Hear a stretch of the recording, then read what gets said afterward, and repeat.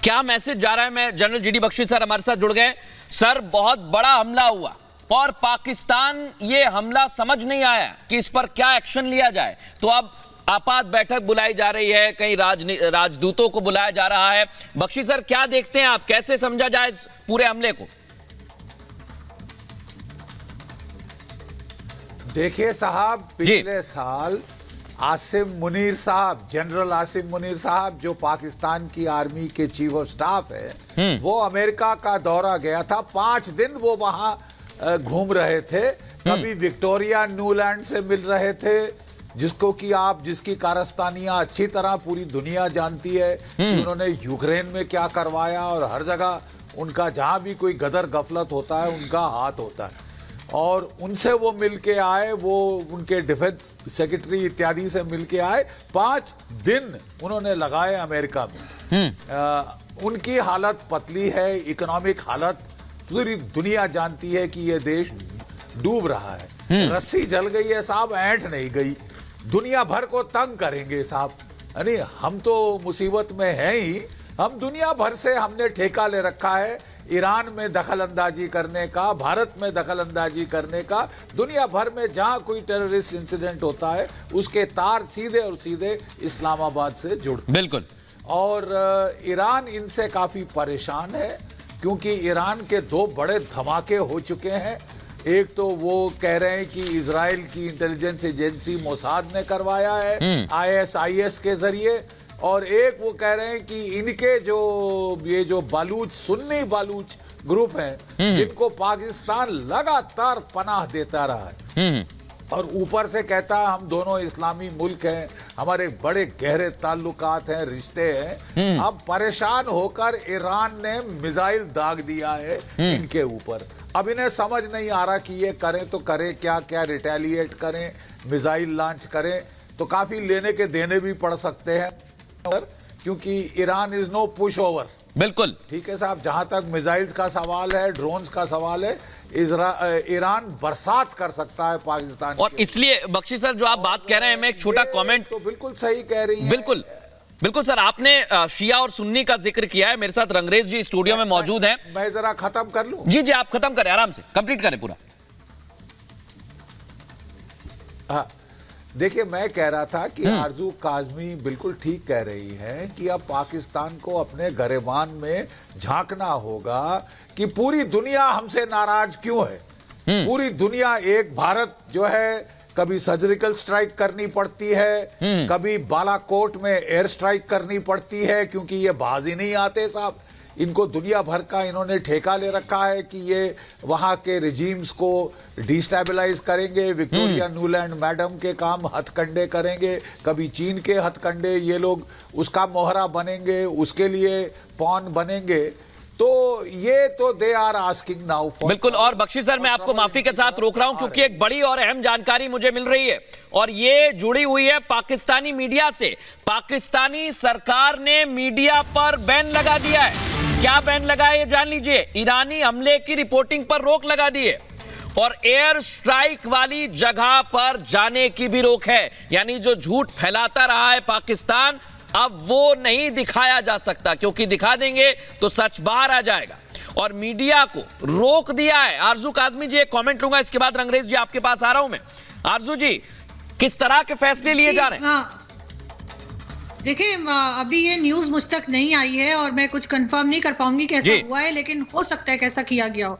जब तक सारी चीजें क्लियर नहीं हो जाती, हो सकता है मीडिया को रोका गया हो किसी तरह की न्यूज देने से। वैसे भी टीवी चैनल्स पे सुबह से इसके बारे में कोई खास न्यूज नहीं चल रही थी। लेकिन मैं कंफर्म कर देता हूं आरजू जी, आधिकारिक ऑर्डर है, आधिकारिक तौर पर ये ऑर्डर आया है।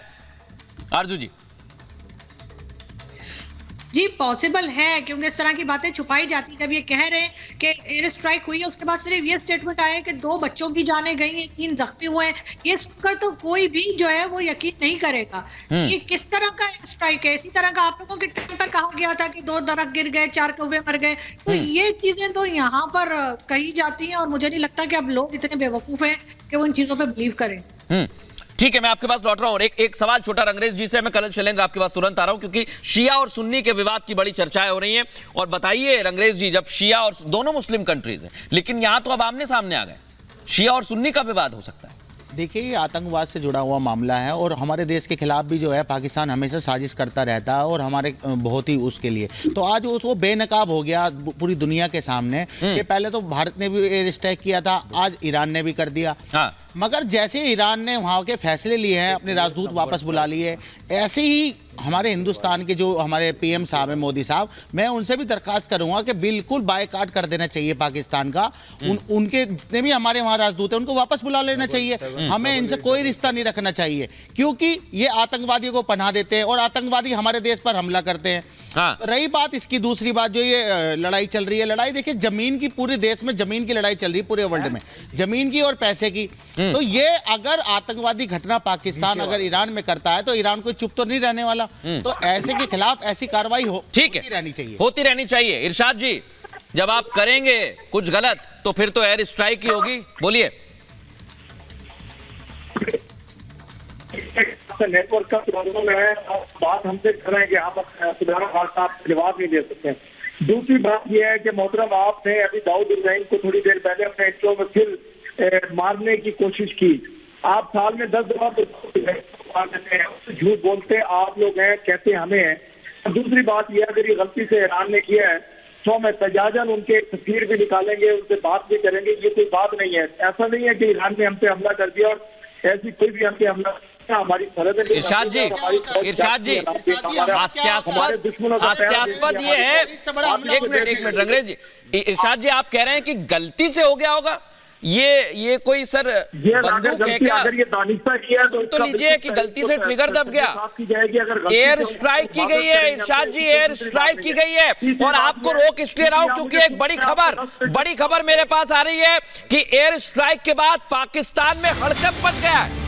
पाकिस्तानी सेना की बड़ी बैठक हो रही है और ये बाकायदा एक एक चीज जारी है। और मेरे हाथ में जो अभी डॉक्यूमेंट भी आ गया है, पीएमओ के सेक्रेटरी ने बोला है, कर्नल शैलेंद्र, कि यहां पर आप पब्लिश नहीं कर सकते, मीडिया को बता दिया है कि आप नहीं जा सकते और एयर स्ट्राइक के बाद बैठक चल रही। कर्नल शैलेंद्र, इसके बाद एम्बेसडर। इरशाद भाई, इस नया साल मुबारक हो और मैं चाहूंगा कि आप और आपके सारे पाकिस्तान पैनलिस्ट इस साल का एक जरूर अच्छा टेक लें कि सच बोलेंगे और सच का सामना करेंगे। मैं आपके साथ हूं इसमें।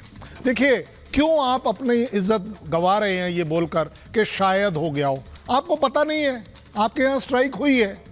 अच्छा, आप बोल रहे हैं कि शायद हो गया हो, तो ये जो आपके पीएमओ के सेक्रेटेरिएट से निकला है कि नहीं जी ये न्यूज कवरेज नहीं होगी, तो फिर उसका फायदा क्या हुआ? देखिए, आंख बंद मत करिए।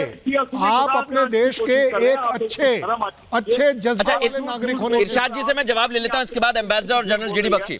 बोलिए इरशाद जी, ये बताइए, बैठक हो रही है, मीडिया को मना कर दिया, मेरे पास डॉक्यूमेंट है। आप लोग झूठ बोलते जाएंगे, झूठ बोलते जाएंगे, आप हमारा सच नहीं सुनेंगे। मुझे मालूम है कि आप मेरा सच नहीं सुनेंगे, मुझे मालूम है कि आप सच इरशाद जी, मुझे आप आराम से बोलिए, लेकिन मैं आपको ये बता दूं कि मेरे पास ऑफिशियल लेटर है, आपके पीएमओ ने कहा है मीडिया नहीं जा सकती और बैठक हो रही है। आपके पास हाथ में मोबाइल है, उसे कान में लगाने की जगह पढ़ लीजिए थोड़ा सा।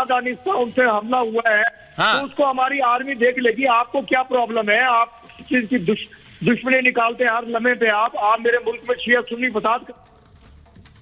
देखिए इरशाद जी, हमने तो ना फसाद कराने वाले हमने तो आतंकी नहीं भेजे थे कहीं, तो नहीं बोला। आप खुद भेज रहे हैं, आप पर हमला हो रहा है और आप हमसे कह रहे हैं। हम तो सर कम से कम ये आपको बता रहे हैं, हर लम्हे हर मौके पे आप लोग दुश्मनी से बात। एम्बेसडर,